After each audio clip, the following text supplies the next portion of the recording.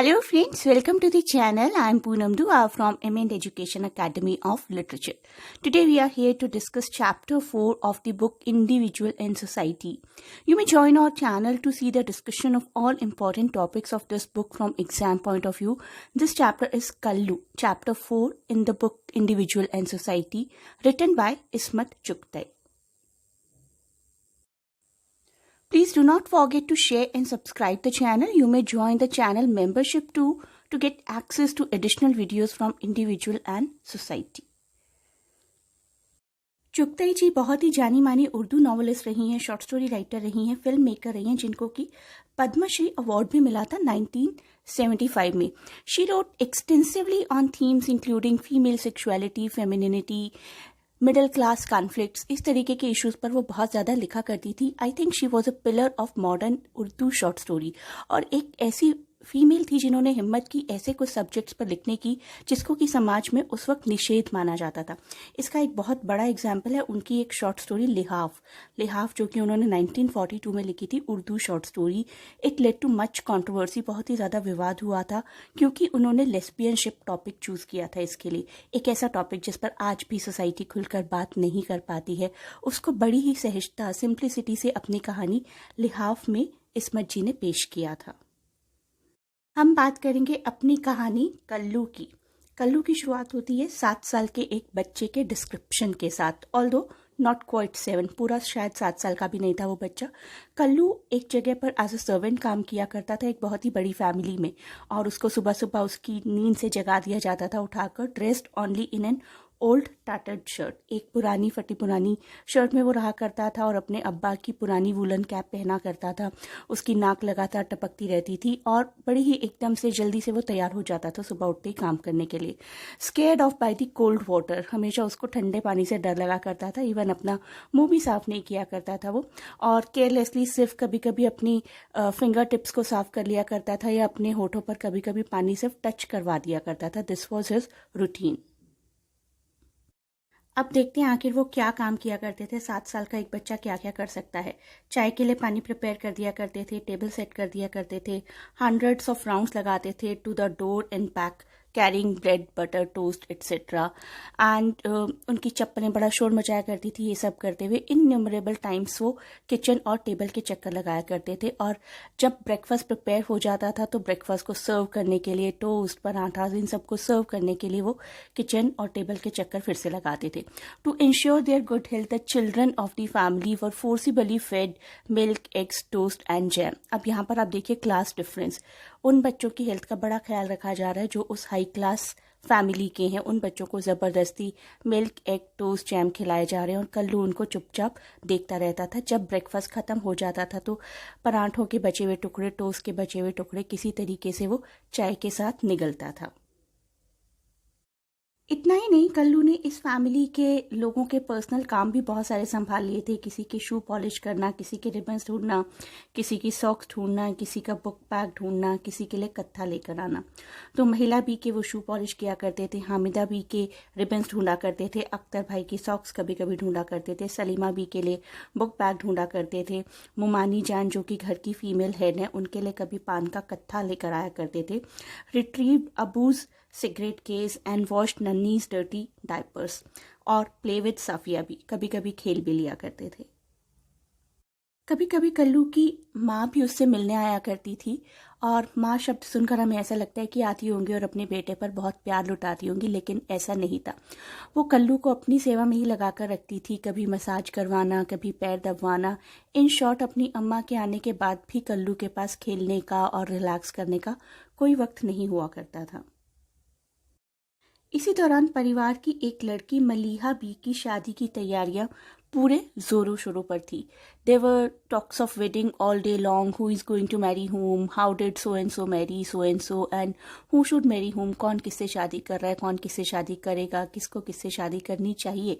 ऐसी बातें घर में चल रही थी. बातों ही बातों में, मजाक ही मजाक में एक दिन कल्लू से कल्लू की अम्मा ने पूछा, who you are going to marry, तुम किससे शादी करोगे. अब देखिए कल्लू का क्या जवाब था, सलीमा बी. तो उस वक्त तो ये बात आई गई, हो गई, मजाक में ले ली गई. कल्लू को थोड़ी बहुत छोटी मोटी गालियां दी गई और मुमानी जान ने कल्लू के कान खींचे. इसके थोड़े ही दिन बाद सलीमा बी के साथ खेलते हुए एक दिन कल्लू ने उनसे पूछा, Salima Bi, will you marry me? Yes, Salima nodded vigorously, her little head bobbing up and down. Salima ने भी बड़े ही प्यार से अपना सर अपनी गर्दन हिलाते हुए जवाब दिया, हाँ।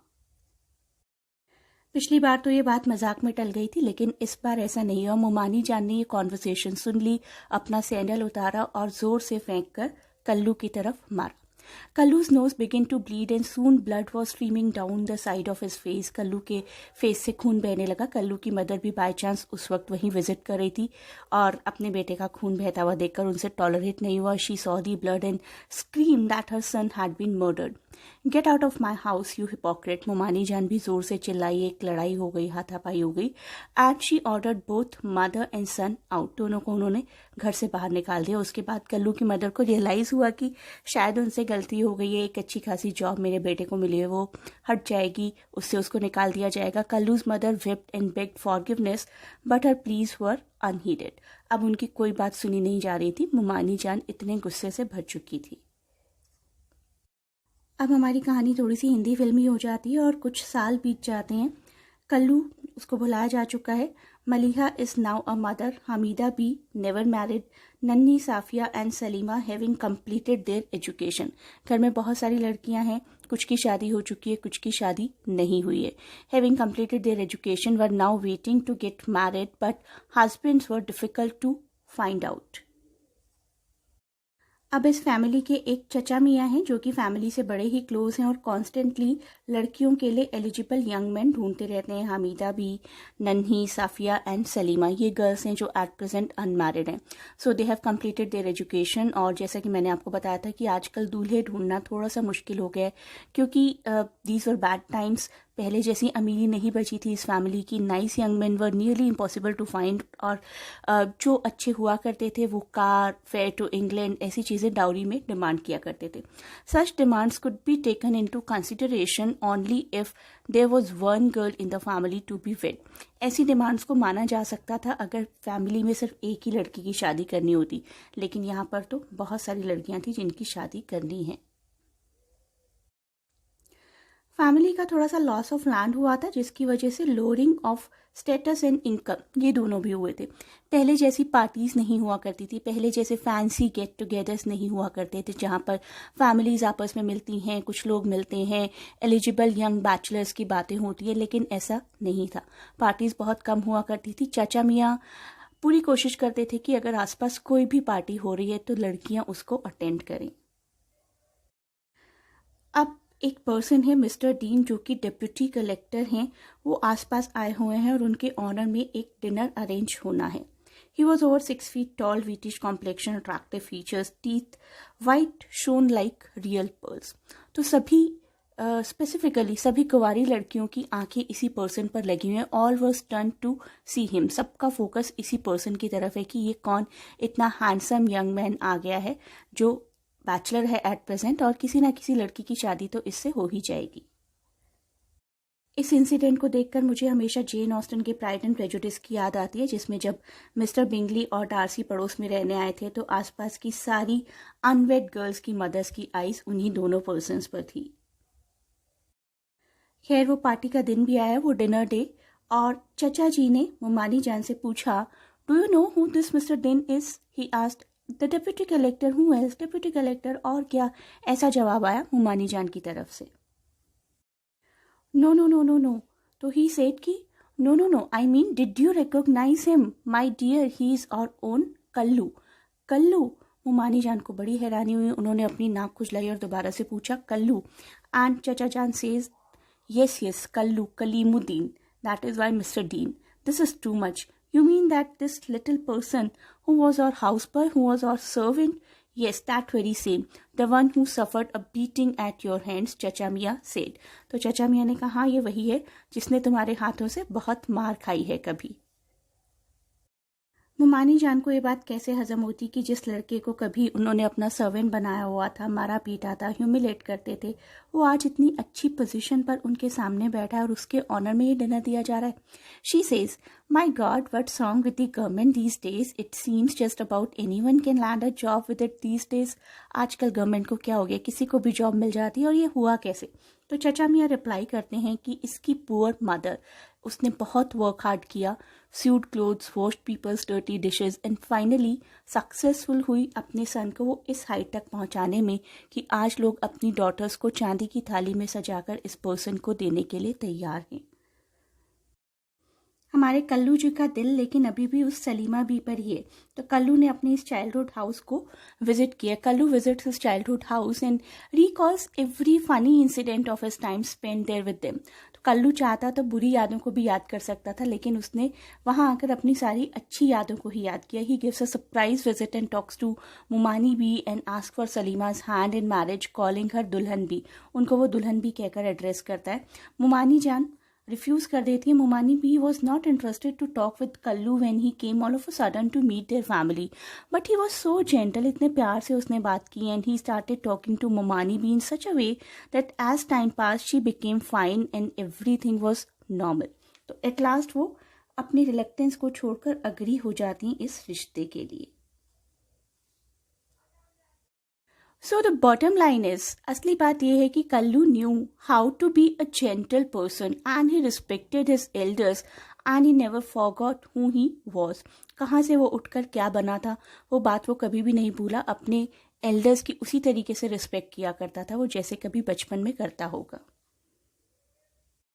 अब देखते हैं इस स्टोरी के थ्रू इस्मत जी ने हमें कौन कौन सी थीम्स दिखाने की कोशिश की है। Child labour, prejudice against people who are financially weak. Through Kallu, Ismat Chugtai had powerfully dealt with the issue of child labor and highlighted the prejudice against people who are financially weak or belong to lower class and caste of the society. हम लोग ऐसे लोगों के लिए एक धारणा बना लेते हैं कि ये कभी सोसाइटी में, समाज में प्रोग्रेस नहीं कर सकते, ना कर सकते हैं और ना ही इनका कोई राइट है। यहाँ पर हमारे इसमत जी ने दिखाया है कि सो कॉल्ड लो स्टेटस के पर्सन को भी पूरा राइट है, पूरी फ्रीडम है अपने आप को डेवलप करने की।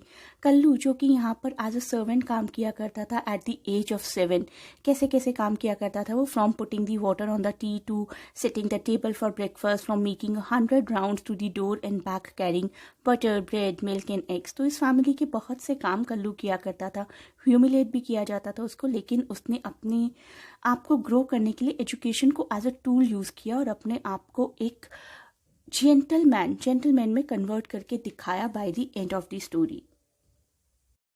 In the end, I'll say that there is nothing that education can't achieve in the social world. ऐसा कुछ भी नहीं है जो एजुकेशन के थ्रू अचीव नहीं किया जा सकता। कल्लू जो कि अपने आप को एक रिवेंजफुल पर्सन में कन्वर्ट कर सकता था, एक ऐसा पर्सन बन सकता था जिसको कि उस पूरी फैमिली से बदला लेना है जिसने उसे ह्यूमिलेट किया, but education gave him a right direction. I hope you liked the video. Please join the membership of our channel to get access to video lectures of important chapters of individual and society. Thanks for watching. Best of luck for your exams.